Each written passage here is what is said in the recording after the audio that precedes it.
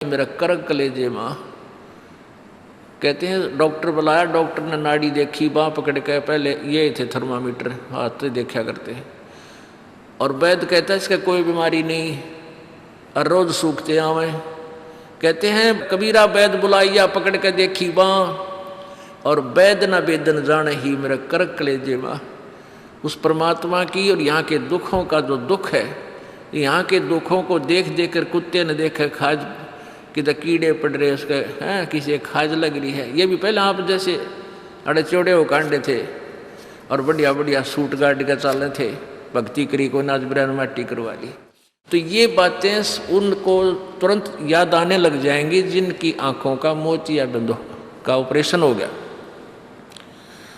अर्थात जिनको तत्व ज्ञान हो गया। अब तो हम देखते हैं कुत्ते हैं, गधे हैं, सुअर हैं, बैल है, जोड़ रखा गाड़ी में, भर रखा सामान, चलता नहीं तो दे लट्ठा गद्दा है गधोरी उस पर। तो हमने सोचा ये तो ऐसे बनते रहेंगे और हम ऐसे ही मनुष्य बने रहेंगे। काल ने ऐसी बुद्धि भ्रष्ट कर रखी हमारी, क्योंकि ज्ञान है नहीं। ज्ञान हो तो हम ये नहीं सोच सकते, क्योंकि यहाँ तो प्रत्येक प्राणी का अपना किया कर्म इसको मिलेगा। आज मनुष्य है, भक्ति ठीक की नहीं तो अगली योनियों अन्य प्राणियों की योनियों में जाएगा ही जाएगा। तो फिर ये बातें, यहाँ का यो कष्ट, किसी की किसी का हाथ कट रहा, किसी की टांग कट गई, कोई अंधा हो रहा, किसी का बेटा मर गया, किसी की बेटी मर गई, एक परिवार में 2-2 3-3 इकट्ठे मृत्यु हो रही है। अब उस परिवार के स्थान पर आप अपने को सोचकर देखो जो जश्न मनाने की तैयारी में है, तो फिर ये बकवादें अब पलट जाएंगी।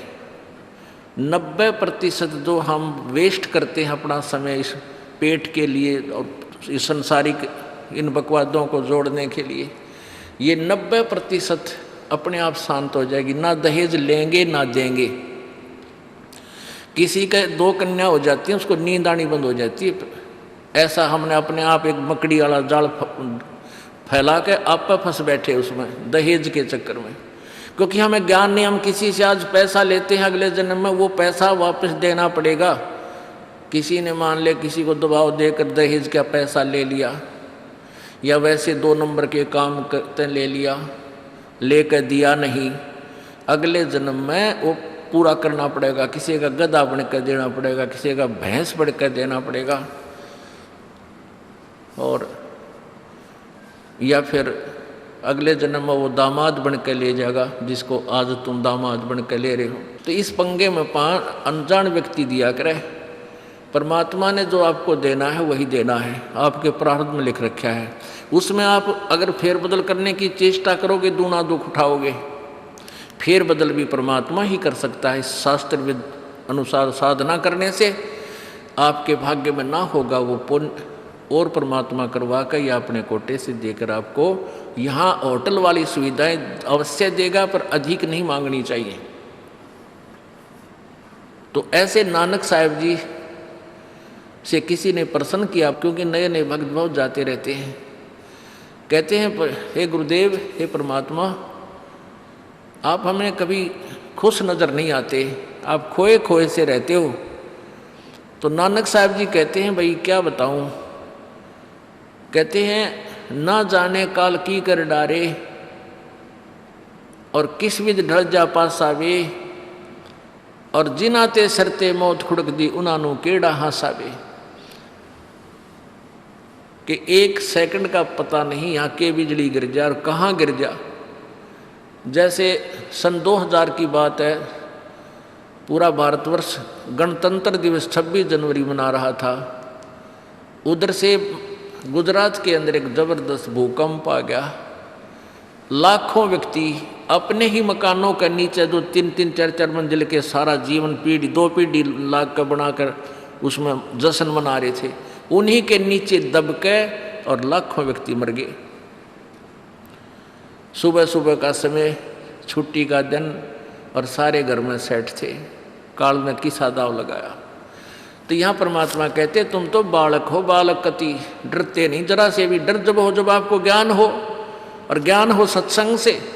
सत्संग मान का समय नहीं, कि तो और बकवाद हो रही हो, देख लो दुनिया इकट्ठी हो जा। और यहाँ कितने भक्त आ पाते हैं, जो आ पाते हैं वो बहुत महान और पुण्य आत्मा है, उनके पिछले संस्कार इतने ज़बरदस्त हैं कि उनको प्रेरित करके लाते हैं, वो परमात्मा की रजा होती है उनके ऊपर। तो क्या बताते हैं, न जाने काल की कर डारे और किस विध ढल जा पासावे, और जिना ते सरते मौत खुड़क दी उन्होंने केड़ा हासावे। अब फिर पूछते हैं, क्या प्रभु आप सदा ऐसे ही रहते हो? प्रश्न किया किसी ने नानक जी से।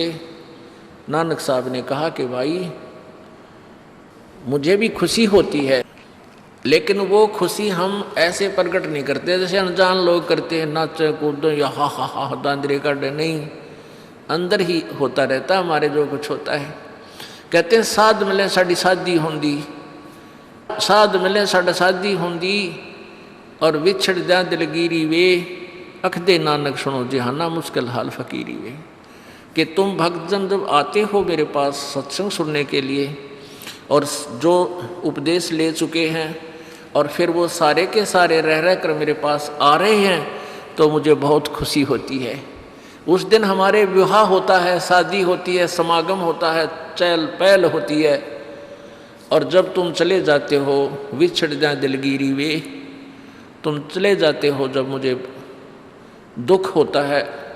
क्यों होता है? कि तुम काल के उसमें पहुँच चले जाते हो, क्योंकि भक्त कम होते हैं और काल प्रेरित व्यक्ति ज़्यादा होते हैं। मुझे ये डर लगा रहता है कि कहीं ये भोली आत्मा उन काल के दूतों का ना फंस जा और उनकी बातों माँ के भक्ति ना छोड़ दे, इनकी दुर्गति ना हो जा। जब तुम ठीक ठाक वापस आ जाते हो सभी, तो मेरी आत्मा खुश होती है। उस दिन मेरी खुशी का कोई ठिकाना नहीं होता, लेकिन वो होती है अंदर ही अंदर, लोग दिखावा नहीं होता। साध मिले साड़ शादी होंदी, और विछड़ जा दिलगिरी वे, अखदे नानक सुनो जहाना मुश्किल हाल फकीरी वे। भाई कहते हैं भक्ति करना बहुत मुश्किल है, मुश्किल इन काल के दूता ने बना दी, जनता ज्ञानहीन कर दी।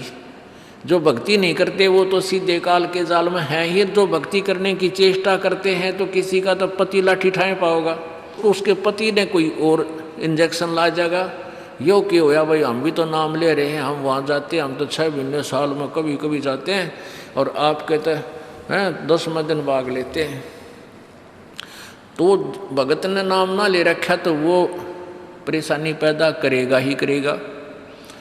किसी की पत्नी ने नाम नहीं ले रखा, भगत ने ले रखा है, तो वह सींग पिनाए पावेगी। किसी के कहने सुनते हैं, जानते क्या सुनी घर में होगी।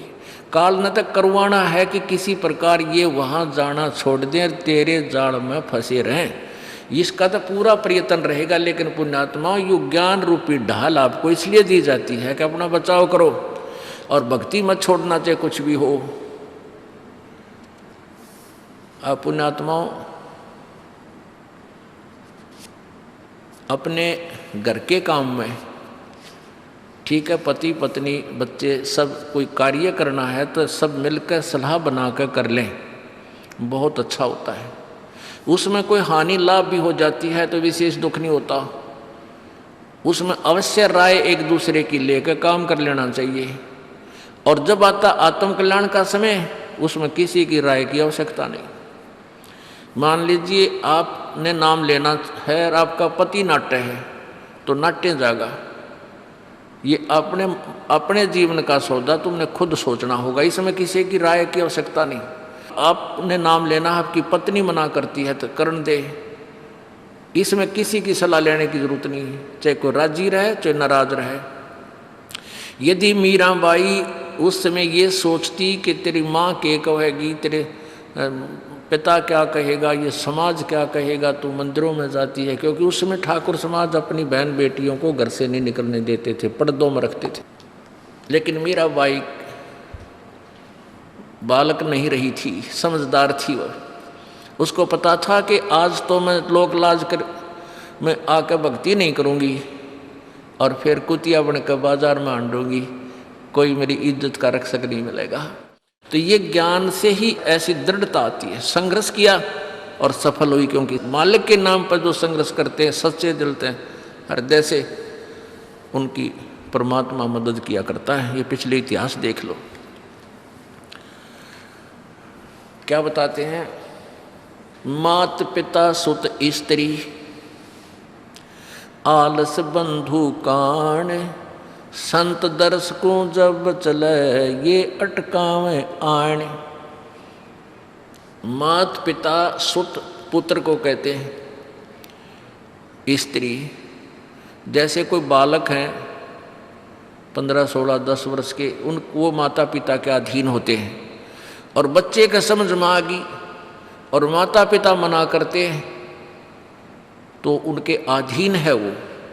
और बच्चे जवान हो गए, बूढ़ा बूढ़िया का समझ में आ गई, फिर वो बालक बाधा करेंगे, वो रोकते टोकते हैं। तीसरा दिन चल पड़ते हो, किराया कितने डावा फलाना है, यानी कुछ ना कुछ बाधा कर सकते हैं। किसी का पति बाधा कर सकता है, किसी की पत्नी बाधा कर सकती है। जब भक्ति की तरफ अग्रसर होता है या सत्संग में आने की तैयारी करता है। या फिर आलस बंधु कान, आलस माने आप ढीले गोडे छोड़ दे, फिर देखांगे इबका नहीं जाता, सर्दी घनी है, गर्मी घनी है। और या बंधु कान, लोक लाज, इनके कारण ये है भक्ति में बाधक। अब क्या बताते हैं परमात्मा? मात पिता सुत स्त्री आलस बंधु कान संत दर्श को जब चले ये अटकावे आण। इनका अटकाया अटके नहीं और संत दर्श को जाए कह कबीर सो संत है आवागमन नसावे। इनका अटकाया अटके नहीं और संत दर्श को जाए यानी सत्संग में अवश्य जावे, कह कबीर सो संत है आवागमन नसाए, उसका कल्याण होगा। आज मीराबाई जी का कितनी श्रद्धा और आदर के साथ नाम लिया जाता है। और यदि वो उसी तरह की क्रियाएं करती जो उस समय की बहन बेटियां लोक लाज में फंस का अपना जीवन बर्बाद करगी, आज वो कुतिया बनी आंडे। परमात्मा कहते हैं नकबे सर नकबे बनी वह पैर थी हार हमेल, और सुंदरी से वह कुतिया बनी सुन साहिब के खेल। बीबी पड़दा रहे थी डोडी लगे थी बार, अब गात उगाड़े फिरती हैं वो बन कुतिया बाजार। वो पर्दे की सुंदरी सुनो संदेशा मोर, इब गात उगाड़े फिरती हैं वो करें सराय शोर। अब जो डोडी पर्दे जिनका लग गया करते, पर्दे में रहा करती थी, जो अपने आप को ऊंच घरों की बेटियां बहू कहा करती थी, उनका सत्संग की छीट लगी नहीं, करते बाहर निकली नहीं। पूर्व जन्म की पुण्यात्मा थी, उनको कोई रानी बन गई, कोई महारानी बन गई, कोई अच्छे घर में जन्म, इस मायाधारी मस्करिया का जन्म हो गया। और वो भगवान से दूर रहने के कारण फिर अगले जन्म में कुतिया की योनि पाती है। तब तो पर्दों में रहती थी, उंगली भी ना दिखने देती किसी बाहर, कहीं हमारी बेइज्जती ना हो जा, मेरी पत्नी जो है सत्संग में चलेगी तो इज्जत का नाश हो जाएगा। और वह इज्जत फिर उगाड़ी अंडा है कुतिया बनकर। कहते नकबे सर नकबा बनी पैर थी हार हमेल, 1-1 लाख के गहने पहरा करती, आज वो सुंदरी से कुतिया बनी देख साहिब के खेल। तो पुण्यात्मा ये इन बातों से डर लगना चाहिए। इन बातों से डर लगने लगेगा, मालिक में रुचि बनेगी और भजन करने को दिल करेगा। और ये लोग दिखावा जो ड्रामा है, नाचा कूदी, ये बकवाद मन में आवे को नहीं, ये कहने की आवश्यकता नहीं पड़े। दास ने कैसा मत करियो, हाँ कहना तो पड़ता है एक बार बालक को, कुछ दिनों के बाद फिर आपकी रुचि ना बढ़े। इतना तो इस दास को विश्वास हो गया है कि परमात्मा के बच्चे भगवान को पहचानने लग गए, क्योंकि अब शिक्षित समाज है। आपको नाम दिया जाता है, नाम देने से पहले सब नियमों से परिचित कराया जाता है। और हमने ये पुस्तक बनाई है भक्ति सौदागर को संदेश, इसके प्रथम अध्याय में ही हमने नियमों का पूरा विस्तार से विवरण दिया है कि कोई भी पुण्यात्मा इस आश्रम की तरफ आएगा तो पहले तैयार होकर आवे। पहले क्या होता था कि भक्तजन समझाते थे नाम ले लो तुम्हारा कल्याण हो जाएगा, बड़े सुख होते हैं, यहाँ आ जाते थे उपदेश लेने। और यहाँ आकर के यहाँ पर उनको लिस्ट दिखाते थे ये नियम निभाने हैं, तो भाग जाते थे कि नहीं हमारा भी ये नियम नहीं निभा, क्योंकि वो उल्टे रंग में रंगे हुए वो सारे। तो अब उनको पहले ये लिख कर दे दिया कि तुम तैयार होकर आ जाना, तुम्हारा मन मान्य तो आना, क्योंकि कल्याण होगा इस मर्यादा में रहने से। तो अब ये दास देख रहा है कि अब कितना डर लगता है बहन बेटी भाइयों को, बच्चों को। अब वो कहीं, क्योंकि समाज हमारा जो है, सारा का सारा समाज काल प्रेरित है, उन्हीं क्रियाओं को कर रहा है जो ना करने वाली होती हैं। और हमारा भक्त एक घर में एक व्यक्ति ने नाम ले लिया और 5-6 व्यक्ति वो सारे शास्त्र विरुद्ध साधक हैं, तो उनके साथ संघर्ष बनता है बेचारे का जा करके। फिर भी वो इतना दृढ़ है, डरता है, आकर पूछता है जी मेरे पे ऐसी गलती होगी, मेरा नाम तो खंडनी हो गया, आगे से नहीं करूँगा। तो कहने का भाव ये है कि पहचानने लग गए तुम परमात्मा को और संघर्ष करना सीख गए, आप सफल होगे, देख लेना एक दिन।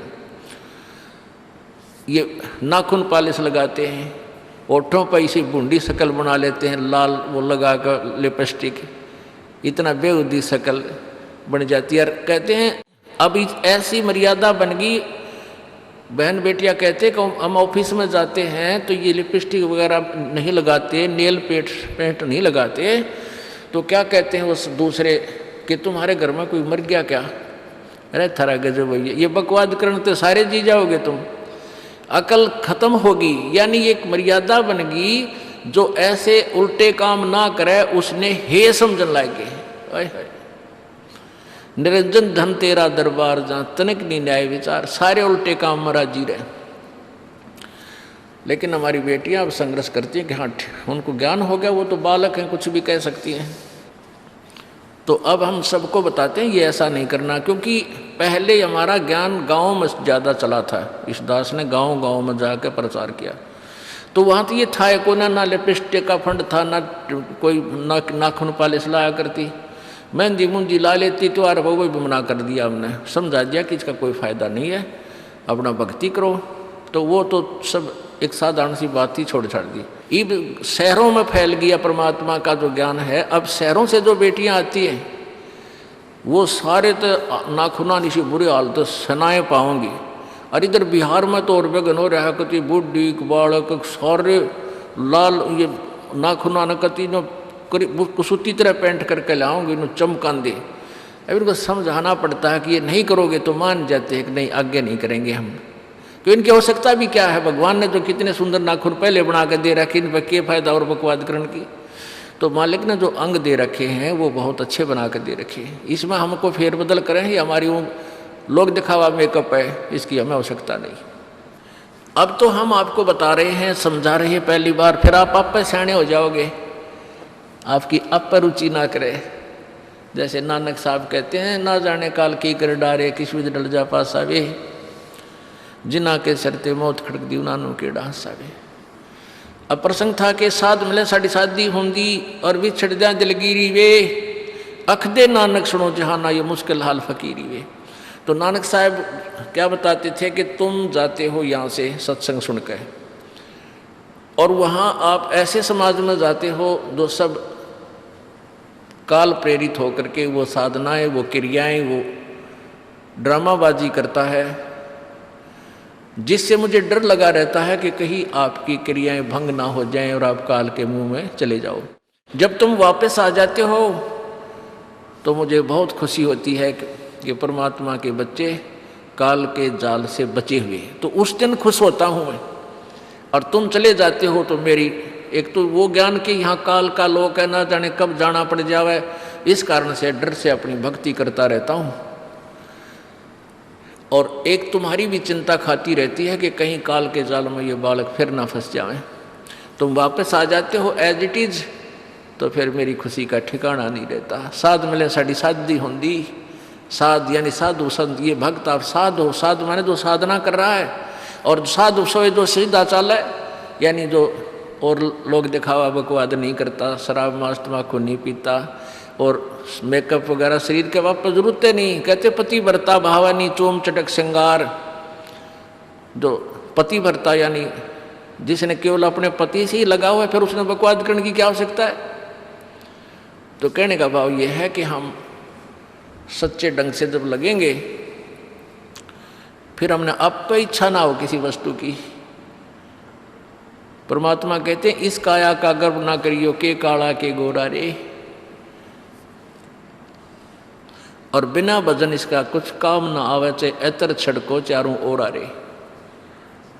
ये शरीर क्या है, ये गोरा दिखा है चाहे काला किसी का, इसने थोड़ा सा छोल के देख लो, एक जैसा कोबाड़ सब में भरा पड़ा है। ये ऊपर पालिश का फर्क रखे, अरे इससे नाम अच्छा बूंदा मान लेते हैं। नहीं, ये चाहे काला है चाहे टेढ़ा बेढ़ा है, चाहे किसा बूंदा काना लंगड़ा है, इसमें जब भक्ति कर गया वो सफल है, और इस मेकअप में लग गया रहा वो असफल है, चाहे वो कितना सुंदर दिखता हो। तो पुण्यात्मा परमात्मा कहते ये मिट्टी है, इस मिट्टी से हमने लाभ उठाना है, इसे सोना बनाना है, भक्ति रूपी धन कमाना है, तो इसी से कमाया जाएगा। अब प्रसंग है कि झूठे सुख को सुख कहे, ये मान रहा मन मोद, ये सकल चबीना काल का, कुछ मुख में कुछ गोदी। अब परमात्मा आप बताओ, हमें आकर के बोली आत्माओं हमें जगा रही है, हमने काल के कुएं की भांग पी रखी है, यहाँ की मान बढ़ाई और इस माया की। कबीर परमात्मा कहते हैं, कबीर ये माया अटपटी या त्रिगुणमयी माया, ब्रह्मा विष्णु महेश के द्वारा जो हमारे अंदर प्रेरणा कर रखी है, त्रिगुणमयी माया के विषय बता रहे हैं। कबीर ये माया अटपटी, सब घट आण अड़ी, किस किस को समझाऊं ये तो कुएं भांग पड़ी। अब किस किस ने समझावा, सब एक तरह की भांग पी के एक जैसे विचार, एक जैसे बोल, एक जैसा ज्ञान इन्होंने ग्रहण किया हुआ है, और ये दास सच्चा ज्ञान सुनाता है, इसका विरोध करते हैं, इसको जल्दी समझ नहीं पाते, क्योंकि इनको इस माया रूपी और अज्ञान रूपी भांग का नशा हो रहा है। तो परमात्मा कहते हैं, कबीर ये माया अटपटी, सब घट आण अड़ी, और किस किस न समझाऊं या तो कुएं भांग पड़ी। यानी सब ने एक जैसा ही ज्ञान ग्रहण कर रखा है, सबके एक जैसे विचार हैं। अब झूठा सुख कौन सा है? इन कार कोठियों को हम अपना मानते हैं, संतान संपत्ति को अपना मानते हैं। इसका उदाहरण आपको दे दिया। परमात्मा कहते हैं, राम नाम कड़ुआ लगे और मीठे लागे दाम, दुविधा में दोनों गए भाई, माया मिली ना राम। माया तो मिले को नहीं, यानी मान लीजिए आपके पास अरबों संपत्ति अरबों हो भी गई, तो वह तेरी नहीं। आपको 2-4 रोटी सुबह 4 रोटी शाम है, और एक वर्ष में घने 4 कपड़े कुर्ते पजामे बहुत, एक वर्ष में खत्म। आप पाटे को नहीं, ऐसा काम रह रहा आजकल। और 2 जोड़ी चप्पल जूते, और एक खाट का स्थान, एक चारपाई आ जा, घनी 2 आ जा, जितने एक परिवार एक व्यक्ति को एक चारपाई। कहने का भाव यह कि ऐसा सीमित सा मकान, इतने की आवश्यकता आपको है, और बाकी पैसा आपके पास उसने के सिर में मारोगे, क्या करोगे उसका? अब या तो कि तो बकवादा में लावेगा, कि तो शराब पीवेगा, कि तो और कोठी खरीद कर गिर देगा, उस पर कोई कब्जा कर लेगा, फिर लट्ठा मुकदमे होंगे, या कोई ले लेगा रिश्तेदार या कोई मित्र बन कर फिर दे को ना, फिर खेचा तानी रात ने नींद आओ ना, वह रखेगी बेगन में पातरे, वो माया तने जीर्ण नहीं दे। और माया तो परमात्मा कहते हैं इस जीव की सबसे बड़ी शत्रु है, जो भगवान से दूर करे। अभी झूठे सुख को सुख मान लिया, कार कोठी होगी, बढ़िया व्यापार बिजनेस या कोई नौकरी होगी, तो भगवान से 100 कोस दूर है वो प्राणी। कोई एक आध पुण्यात्मा इसे प्रेरणा होकर आ जाता, वो तो फॉर एग्जाम्पल होते हैं। तो परमात्मा कहते हैं इसे सुख का आग लगे जो भगवान से दूर करे। परमात्मा कहते हैं वो दुख अच्छा हमारे लिए जो परमात्मा के चरणों में हमें लगाए रखे। कबीर साहब कहते हैं सुख के माथे पत्थर पड़ो जिससे नाम रट देते जावे, और बलिहारी वो दुख जो पल पल नाम रटावे। कि हे परमात्मा इसे सुख की हमने जरूरत नहीं, जो भगवान से दूर करे। पत्थर पड़ो इसे सुख के ऊपर, और बलिहारी उस दुख के जो पल पल नाम रटावे। जैसे भक्त नाम ले रखा किसी ने और उसको कोई पीड़ा हो जाती है, चिंता शुरू हो जाती है उसको, हे भगवान कदे कैंसर ना हो जा, हे परमात्मा कोई और ऑपरेशन ना बन जा। तो वहाँ तक जाता है जहाँ डॉक्टर के पास, और भगवान याद रह कर आता है। और वहाँ जाकर डॉक्टर करता है अल्ट्रासाउंड और एक्सरे वगैरह करके बता देता है कि आपको वैसी कोई खास बीमारी नहीं है, नॉर्मल सी है, ये दवाई लो ठीक हो जाए। उसके बाद फिर परमात्मा के गुण कितने गाता है वो। जो भक्ति से दूर हैं वो तो भूल भाल जाते हैं, उनको तो परमात्मा याद आता है, कोई ना डॉक्टर डॉक्टर दिखे। और पुण्यात्मा जो भक्ति करते हैं उनको डॉक्टर नहीं भगवान पहले दिखाई देता है। पुण्यात्मा आपके प्रारब्ध में, आपके संस्कार में मृत्यु है और कैंसर से है, और वो होगी, नाम ले रखा आपने, और डॉक्टर ने भी डिक्लेयर कर दिया कि कैंसर है भाई। पीछे आपको उदाहरण दिया था, एक लड़का रोहतक से, इकलौता पुत्र, और 10 साल के बाद पुत्र प्राप्ति हुई, और उस लड़के का कान में कैंसर बता दी, PGIMS रोहतक तक। उन डॉक्टरों ने फाइनल कर दिया और उसका पूरा डाटा अपने मोबाइल में नोट कर लिया कि इसका ऑपरेशन करवा ले और दिल्ली ले जा, हम नहीं कर सकते। वो रोता हुआ यहाँ आए। अब क्या है कि ये काल बड़ा उस्ताद है, थोड़ा सा सुख होते ही भगवान ने भूलन लाग जाए। वो 5 महीना में आए हमारे पास रोहतक से, जबकि आए महीना आना चाहिए था। 5 महीने में पता करा भाई कितने दिन में आए, वो 5 महीने वाला गेला। हमें भी ज़्यादा खींचातानी करें भाई इतना लेट क्यों हो गया, तो भगवान ने नहीं चाहिए तो फायदा क्या होगा।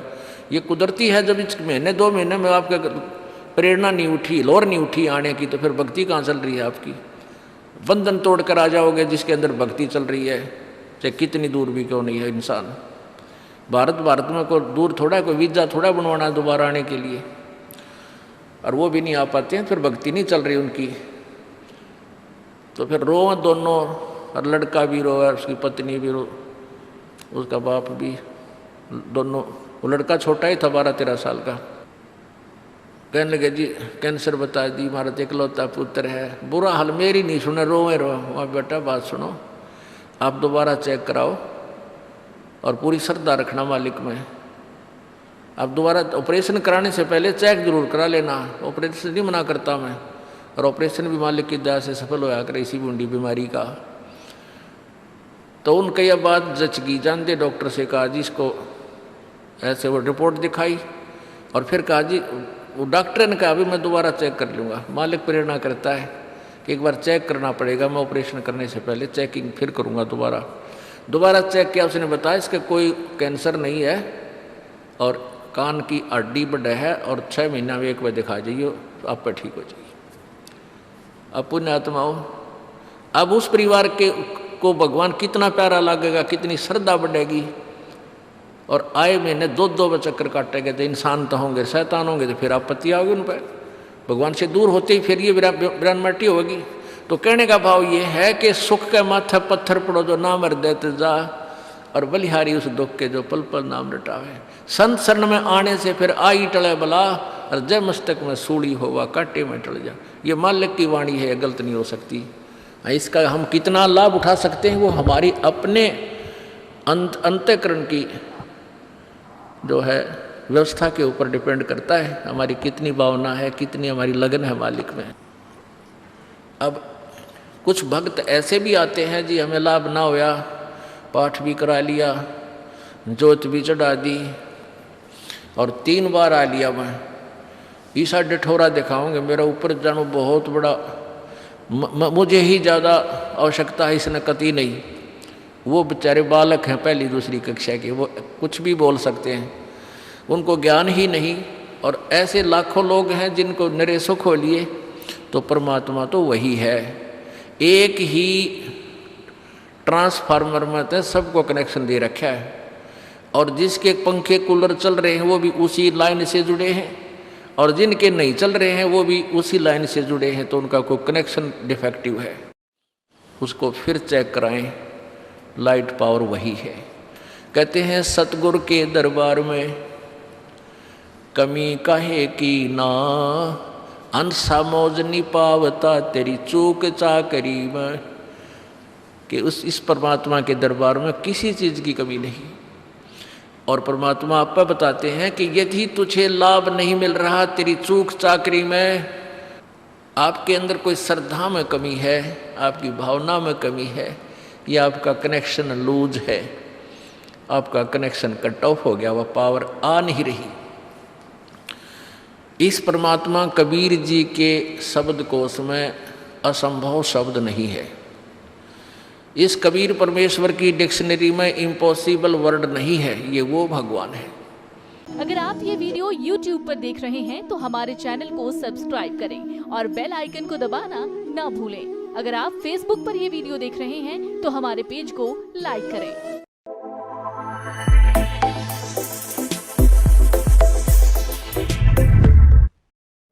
सत साहिब सभी भक्तों को। जो लोग भी मेरे चैनल में पहली बार आए तो चैनल को सब्सक्राइब, वीडियो को लाइक और वीडियो पूरा ज़रूर देखें।